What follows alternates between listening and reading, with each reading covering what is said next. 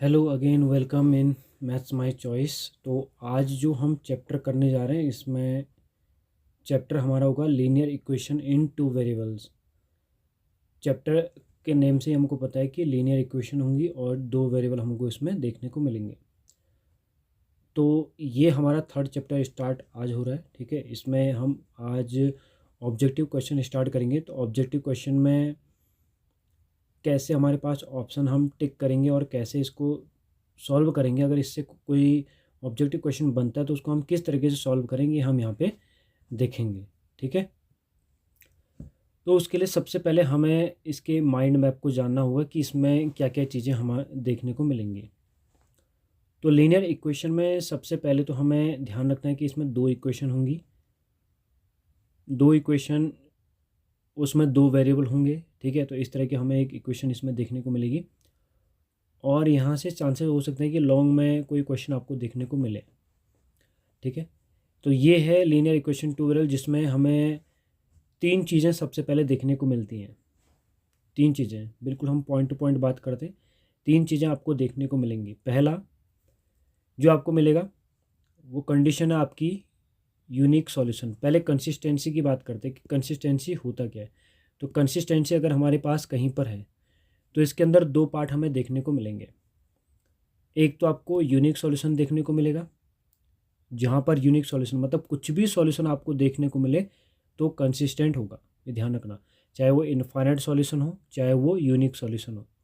तो हमारे पास कंसिस्टेंसी के अंदर दो कैटेगरी आई है। अगर कहीं पर कंसिस्टेंस वर्ड यूज किया है तो उसके अंदर दो कैटेगरी देखने को मिलेंगे। कौन कौन से?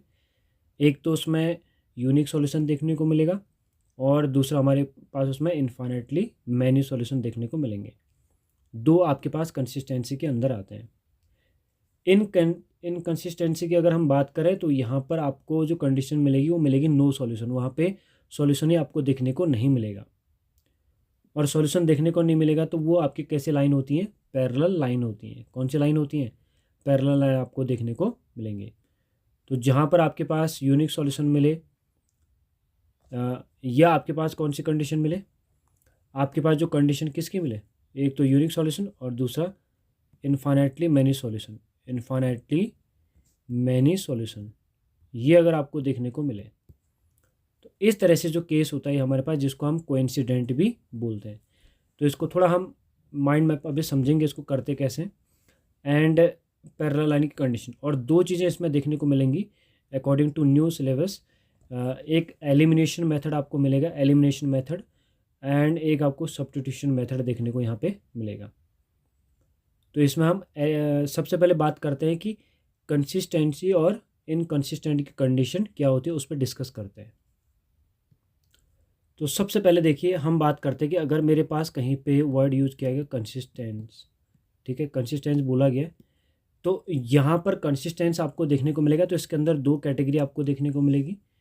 एक तो आपको मिलेगा infinitely many solution, infinitely many solution, एक आपको ये देखने को मिलेगा। दूसरी जो आपको कैटेगरी मिलेगी ये मिलेगा unique solution. Unique solution, unique solution कब होता है? जब आपके पास दो इंटरसेक्टिंग लाइन होती हैं। कौन सी लाइन होती हैं? Intersecting line. ठीक हो गया, इंटरसेक्टिंग लाइन होती है। और इसकी कंडीशन क्या होती है? इसकी कंडीशन होती है A1/A2 is not equal to B1/B2। ये कंडीशन आपके पास होती है। A1/A2 याद रखिएगा, is not equal to B1/B2। And infinitely many solution का जो केस होता है, ये आपके पास होती हैं कोइंसिडेंट लाइन। एक लाइन के ऊपर ही दूसरी लाइन अगर कोई है तो इनको बोलते हैं कोइंसिडेंट लाइन। ठीक है, कोइंसिडेंट लाइन इनको कहा जाता है।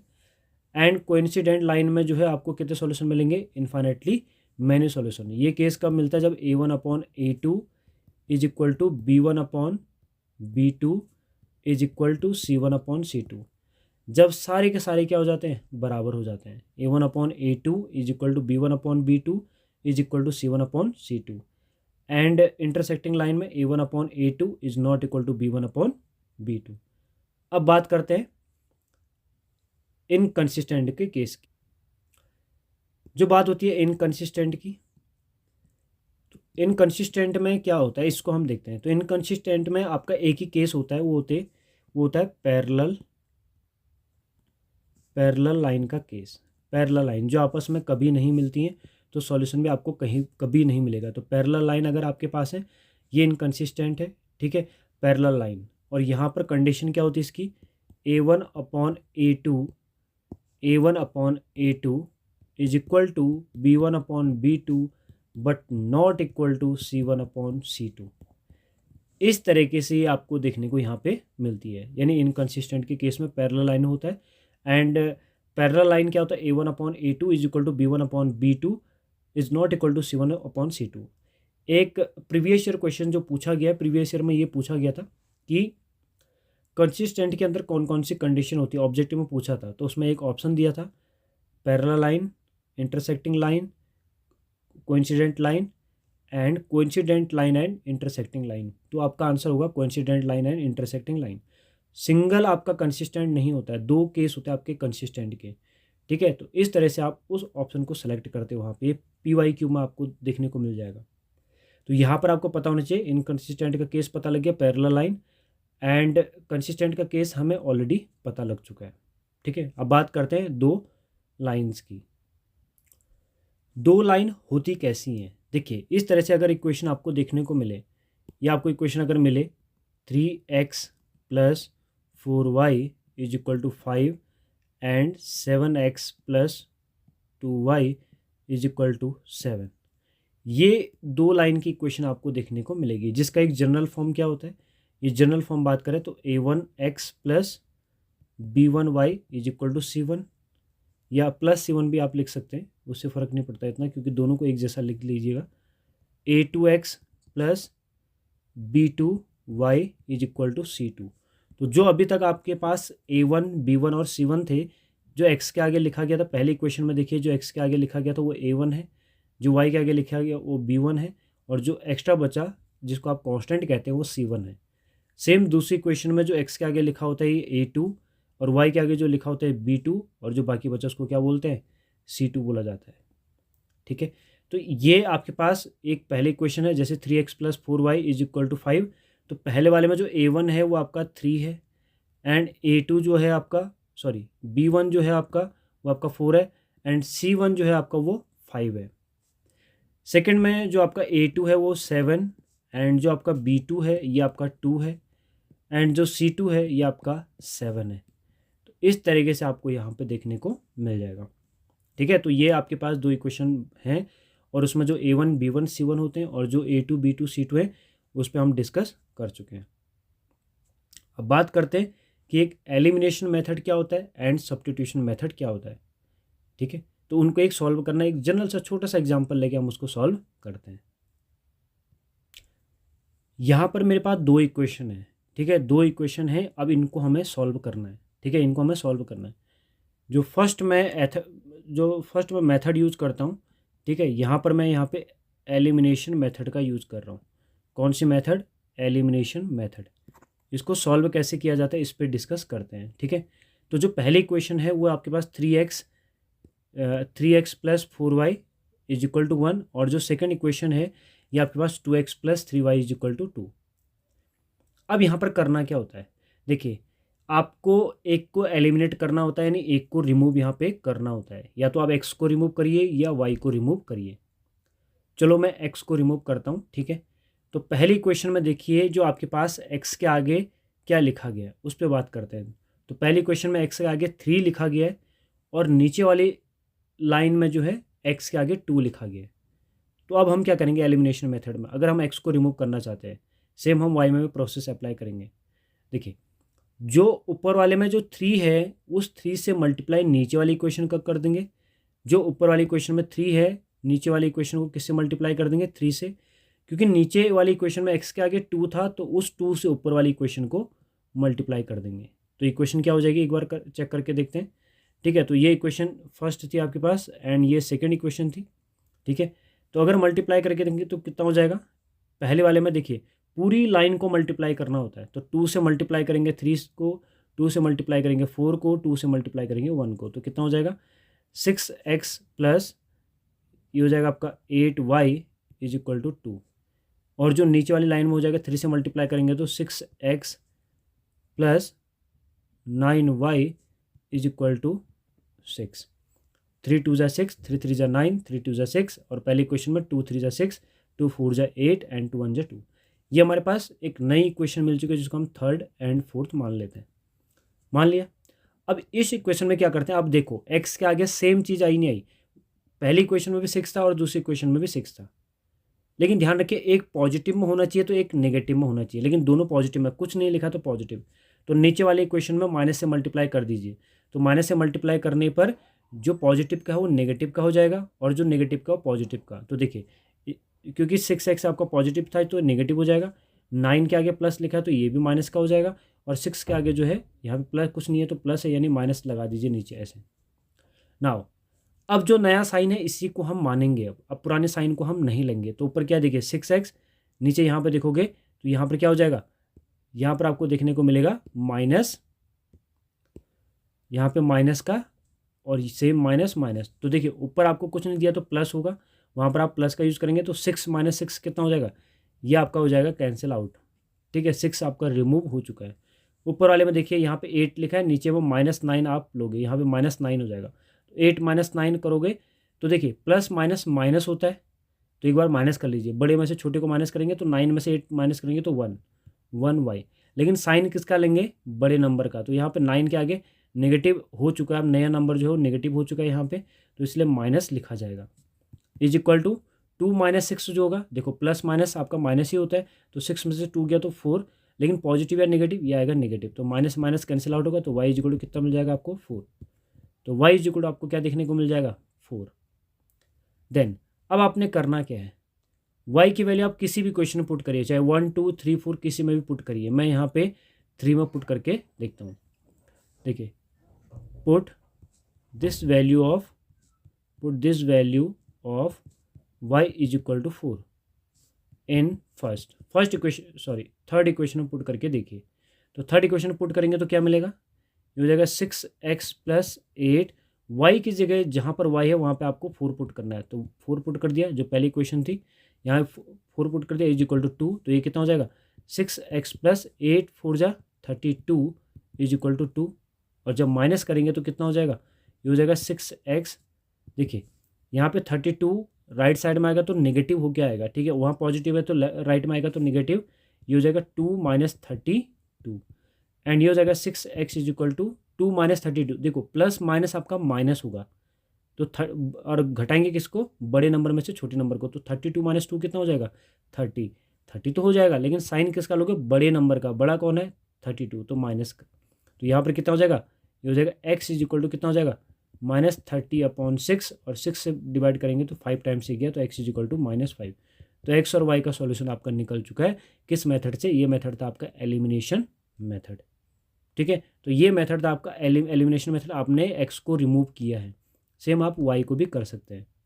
अगर इसके लिए शॉर्ट्स बनाने हैं कि एलिमिनेशन मेथड क्या होता है तो उसके लिए मैं बना दूंगा, ठीक है, 3-4 क्वेश्चन के सॉल्व करवा के बता दूंगा, आप कमेंट में मेरे को बता दीजिएगा।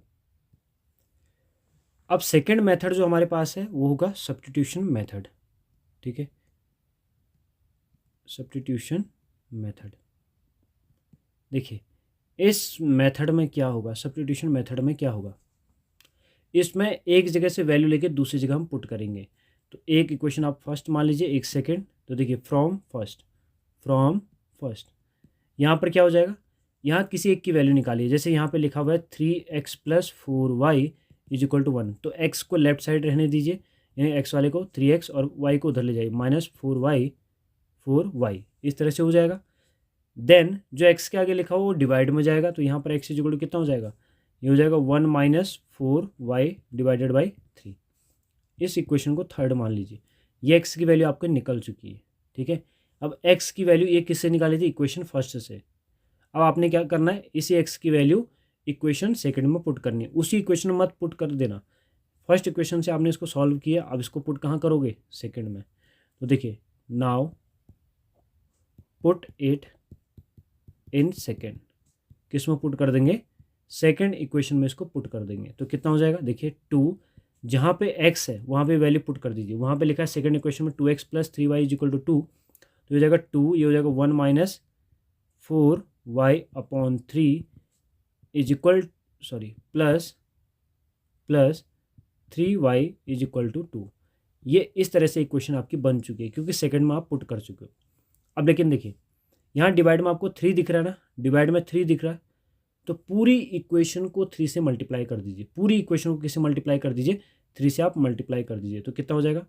3 इंटू 2, ये हो जाएगा 1 माइनस 4y/3, एंड यहाँ पर कितना हो जाएगा? Plus 3y is equal to 2 into यहाँ पर भी 3 आपको करना था, ठीक है। यहाँ पर भी आप 3 से मल्टीप्लाई करेंगे क्योंकि पूरी इक्वेशन में आपने करनी है। तो कितना हो जाएगा? 3 इंटू 3y इंटू 3 इंटू 2, इस तरह से आपने इसको मल्टीप्लाई कर दिया। अब देखिए जो 3 है ये 3 से आपका कट जाएगा, ठीक है। तो कितना हो जाएगा? ये हो जाएगा 2, 1 माइनस 4y, और ये हो जाएगा आपके पास 3 3 जा 9, y इज इक्वल टू 3 2 जा 6, इस तरह से हो जाएगा। देन इस 2 से अंदर मल्टीप्लाई करेंगे तो कितना हो जाएगा? 2 माइनस 2 1 जा 2 एंड 2 4 जा 8, 8y plus 9y is equal to 6, ऐसा देखने को मिलेगा। अब जो y वाले हैं y के साथ सॉल्व होंगे और जो x वाले हैं वो x के साथ सॉल्व होंगे। तो देखिए सॉरी, जो कांस्टेंट है वो कांस्टेंट के साथ सॉल्व होंगे। तो कितना हो जाएगा? 2 और माइनस 8y प्लस 9y। देखो -8 और +9 है तो माइनस प्लस माइनस होता है, होने को तो माइनस होंगे, तो 9 में से 8 गया 1 आएगा, लेकिन पॉजिटिव का है नेगेटिव का? पॉजिटिव का। क्यों? क्योंकि 9 ग्रेटर नंबर है। तो कितना हो जाएगा? प्लस का ये y, 1y को 1 लिखते नहीं है, तो इज इक्वल टू 6 हो जाएगा, and y is equal to यहाँ से कितना मिलेगा? 6 माइनस 2 इज इक्वल टू 4, इस तरह से देखने को मिल जाएगा। तो y की वैल्यू यहाँ से मिल चुकी है, ठीक है, y की वैल्यू मिल चुकी है। अब y की वैल्यू किसी भी एक इक्वेशन में आपको पुट करनी है, ठीक है, किसी भी एनी वन इक्वेशन में आपको पुट करनी है। तो कितना हो जाएगा? यहाँ पर ये हो जाएगा 3, मैं इसको ले लेता हूँ, या इसको थर्ड में पुट कर लेते हैं, ठीक है। Put it in third, put it in third, third equation में इसको पुट कर देते हैं। थर्ड इक्वेशन पुट करेंगे तो कितना हो जाएगा? x is equal to 1 minus 4 into 4 divided by 3, तो कितना हो जाएगा? x is equal to 1 minus 4 4 जा 16 डिवाइडेड बाई 3, तो कितना हो जाएगा? -15/3, तो 3 5 जा 15। इससे पहले वाले मेथड में, तो इससे पहले वाली मेथड में जो आपने देखा था वो आंसर कितना आया था? -5, और यहाँ पर भी क्या आया आपका? -5। तो इस तरह से ये हमारे पास एक एलिमिनेशन मेथड और एक सब्स्टिट्यूशन मेथड हमारे पास है, ठीक है। तो इस तरह से हम देखेंगे कि दो इक्वेशन हमारे पास दी हुई थी, उनको हमने सब्स्टिट्यूशन मेथड से किया, उनको हमने एलिमिनेशन मेथड से किया, तो डिफरेंट टाइप के दो मेथड हमने पढ़ लिए। तो इस तरह से हमारे पास से कौन सा केस बन गया? ये हमारे पास एलिमिनेशन एंड सब्स्टिट्यूशन को हम सॉल्व करेंगे, ठीक है। तो इनको आपने याद भी रखना है कि कैसे इनको हम सॉल्व करेंगे। तो अब इनमें अगर कोई दिक्कत है तो मैं इनके शॉर्ट्स बना के यहाँ पे elimination method and substitution method के मैं आपको दे दूँगा। तो अब हम बात करेंगे कि जो हमारे पास ऑब्जेक्टिव क्वेश्चन है, तो ऑब्जेक्टिव क्वेश्चन कुछ हमने रखे हैं, इनको हम कैसे सॉल्व करेंगे। तो इन ऑब्जेक्टिव क्वेश्चन को हम सॉल्व करने की कोशिश करेंगे। तो सबसे पहले देखिए हमारे पास दिया क्या है, यहाँ पर लिखा हुआ है the solution of the equation x minus y is equal to 2 and x plus y is equal to 4।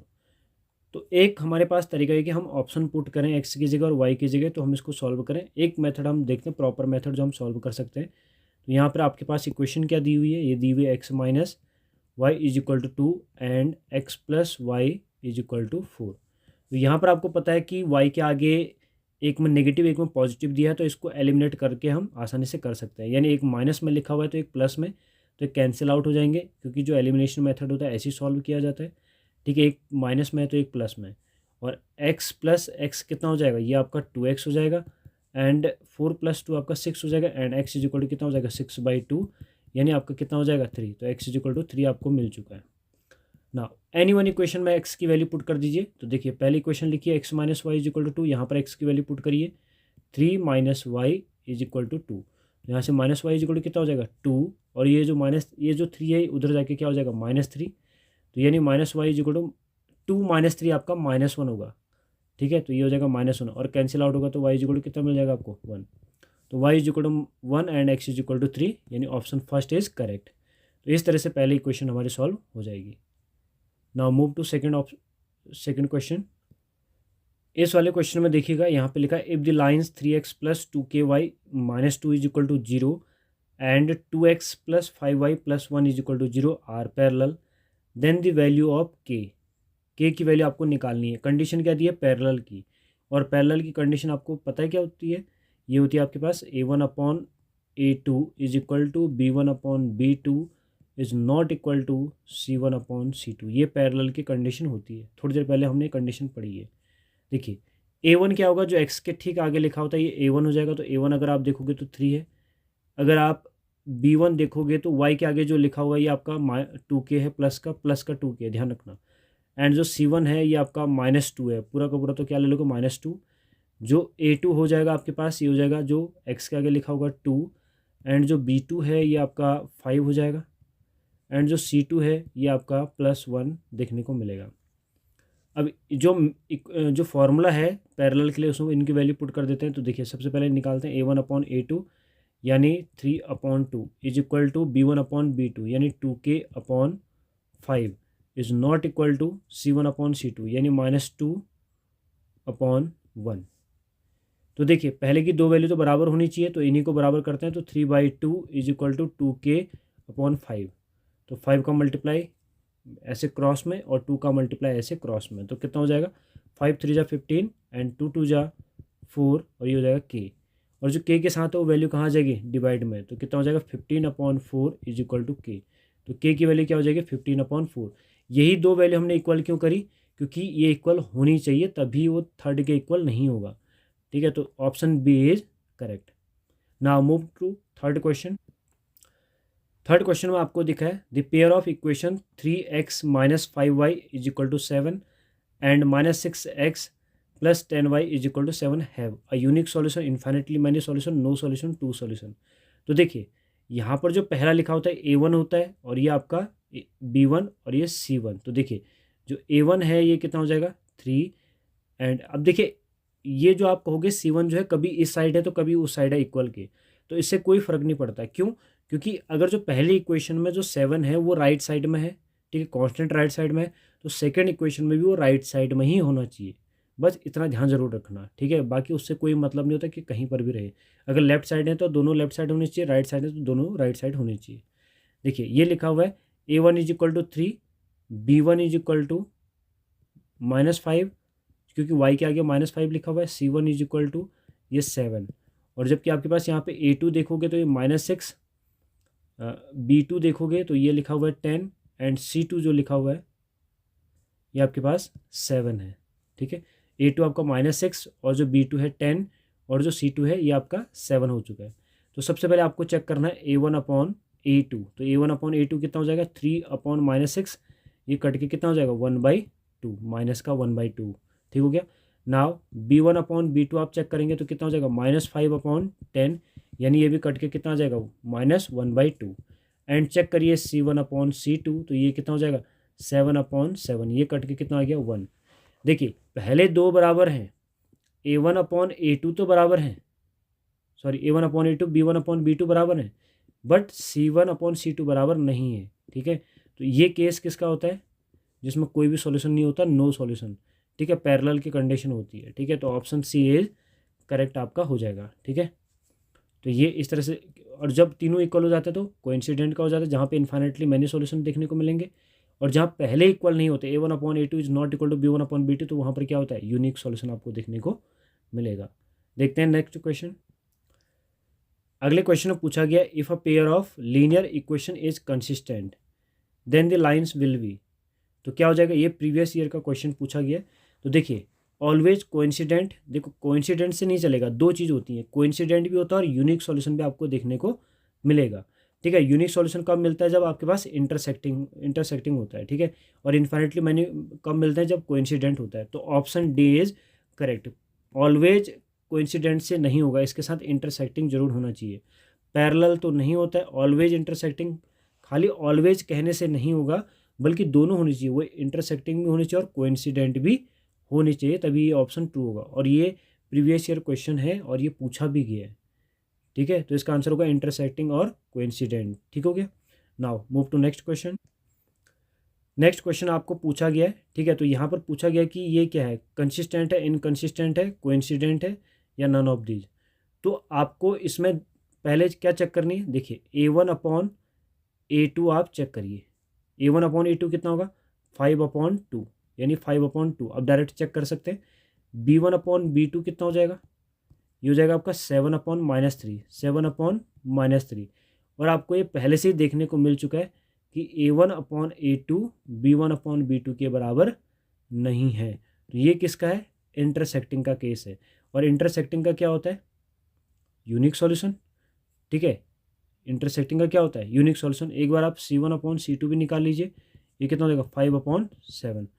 तो ये तीनों आपस में बराबर नहीं है, तीनों आपस में बराबर नहीं है। और पहले केस से ही जब ये A1/A2 is not equal to B1/B2 है, तो यहीं से आपको पता लग जाना चाहिए कि इंटरसेक्टिंग लाइन है। ये हम पहले बोल चुके हैं। और इंटरसेक्टिंग क्या होता है, ये कंसिस्टेंट होता है। कंसिस्टेंट में दो चीज़ें आती हैं, कोइंसिडेंट, देखो कोइंसिडेंट तो नहीं है, इनकंसिस्टेंट भी नहीं है, तो ऑप्शन सी और बी तो नहीं हो सकते। कोइंसिडेंट नहीं है क्योंकि वहाँ पे A1/A2 B1/B2 C1/C2 तीनों बराबर होने चाहिए थे। इनकंसिस्टेंट, तो यहाँ पर तो नो सॉल्यूशन का तो केस ही नहीं है कि A1/A2 is equal to B1/B2 but not equal to C1/C2, ऐसा केस है नहीं। हाँ, कंसिस्टेंट का एक केस जरूर है। देखो कोई भी कंसिस्टेंट का कोई भी एक केस अगर ट्रू हो, चाहे वो यूनिक सॉल्यूशन का हो चाहे इन्फाइनेटली का, कोई भी एक ट्रू है तो कंसिस्टेंट तो है ही। तो यहाँ पर क्या हो जाएगा, कंसिस्टेंट। ये आपका यहाँ पे आंसर हो जाएगा। Now move to next question. अब सिक्स्थ वाले क्वेश्चन में थोड़ा सा आपको घुमा दिया गया। यहाँ पे पूछा है which of the following pair of equations are dependent. देखो डिपेंडेंट वर्ड जहाँ पे यूज करे तो आप इसको समझ जाना, ये पूछ रहा है कोइंसिडेंट का, ठीक है। कोइंसिडेंट का केस पूछ रहा है, मतलब कि कोई इक्वेशन किसी का कुछ टाइम्स हो, तो ये डिपेंडेंट मतलब पूछ रहा है कोइंसिडेंट। तो पूछ रहा है कौन से इसमें कोइंसिडेंट है या नहीं है। तो आपने चेक करना है कि इसमें से किस इक्वेशन के A1/A2 B1/B2 एंड C1/C2 तीनों के तीनों बराबर हैं। और जिस भी इक्वेशन में सही होंगे वो आपका आंसर हो जाएगा, इनमें से कोई एक आपका होगा। तो ये क्वेश्चन आप खुद करेंगे और मुझे बताएंगे कि इसमें क्या मिला, कमेंट में ये आपका आंसर होना चाहिए, ठीक है। कि इसमें जो डिपेंडेंट है वो कौन कौन से हैं। डिपेंडेंट जब भी बोले तो क्या मिलेंगे, कोइंसिडेंट। कोइंसिडेंट मतलब A1/A2 is equal to B1/B2 is equal to C1/C2 होना चाहिए, ठीक है। तो ये आप मुझे करके बताएंगे कि कैसे इसको करेंगे और इसका सॉल्यूशन क्या आएगा। ये मैंने हिंट दे दिए कि कोइंसिडेंट होगा। और जब भी A1/A2 is equal to B1/B2 is equal to C1/C2 आपको चेक करना है कि पहले इक्वेशन का जो है या सेकंड इक्वेशन का जो है, थर्ड का जो है, फोर्थ का है, इनमें से कौन सा आपका ट्रू है। देखो उसमें तो एक एक करके चेक करोगे। पहले इक्वेशन को आप चेक करोगे 2/4 3/6 9/18, क्या ये आपका सेम मिल रहा है। इसको आप चेक करोगे क्या 1/2 जो है 1/-1 या 2/4 इक्वल में सारे के सारे इक्वल मिल रहे हैं, या 5/2 1/1 या 10 ये आपको इक्वल मिल रहे हैं, या 1/1, या आपको इसमें चेक करना है, ठीक है। तो इसको आप चेक करिएगा और मुझे कमेंट में आंसर बताइएगा कि इसका आंसर क्या आएगा। Now move to next question. इसको पूछा गया the value of C for which the pair CX-Y is equal to 2 and CX-2Y is equal to 3 will have infinitely many solution. देखिए इन्फाइनेटली मैनी सॉल्यूशन कब मिलता है, जब आपके पास A1/A2 is equal to B1/B2 is equal to C1/C2 आपको देखने को मिलता है।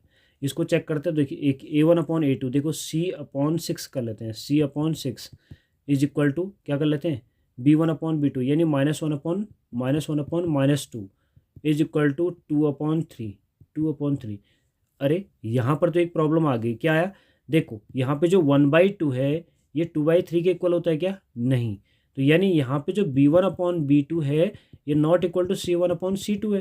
तो यहाँ पर तो ऐसा केस मिलेगा ही नहीं, क्योंकि इक्वल होना जरूरी है। A1/A2 is equal to B1/B2 is equal to C1/C2, सारे के सारे बराबर होने चाहिए। लेकिन यहाँ पर देखिए क्या 1/2 2/3 के इक्वल होता है, नहीं।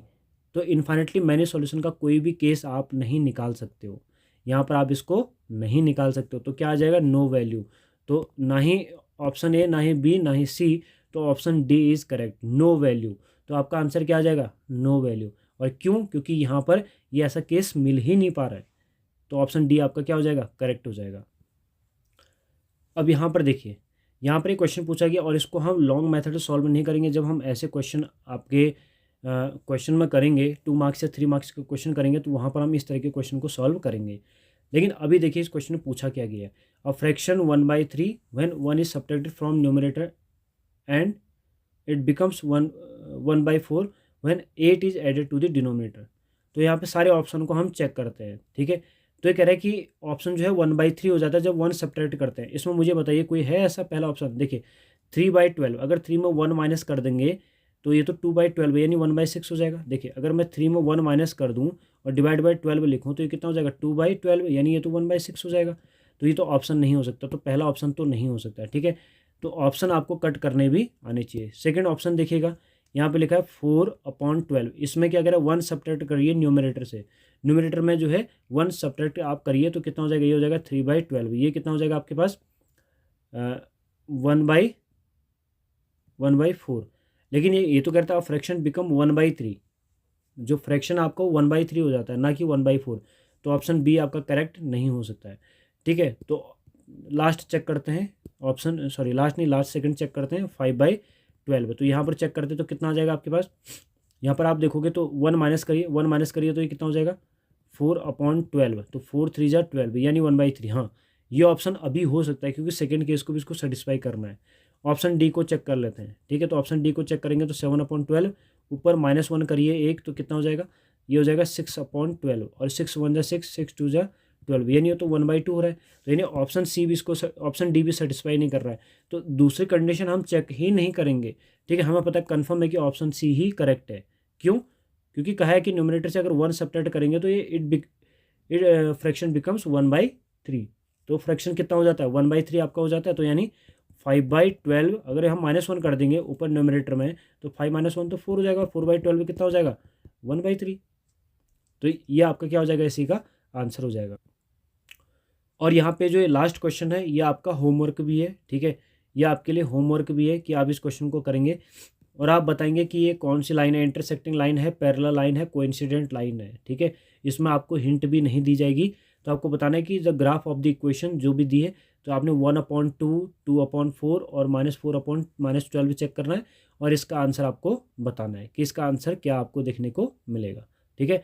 तो इसका आंसर अगर आपको मिल जाए, ठीक है, तो कमेंट कर देना कि इसका आंसर ये है। और आज का हमारे लास्ट क्वेश्चन भी था, ठीक है। तो आज हमने क्या किया कि इसमें हमने इसकी बेसिक चीज़ें पढ़ी क्या क्या होती है, देन उसके बाद हमने जो है ऑब्जेक्टिव क्वेश्चन किए। अब नेक्स्ट पार्ट में हम assertion reason 2 marks and 3 marks के क्वेश्चन हम सॉल्व करेंगे, ठीक है। तो मेहनत करते रहिए, ठीक है, रिजल्ट अच्छा आएगा डेफिनेटली, ठीक है। थैंक यू आज के लिए। और एक बार इसको अच्छे से पढ़िएगा, ठीक है। जो भी चीज़ आपको पढ़ाई गई है इनको एक बार अच्छे से रिवीजन करिएगा, ठीक है। Thank you.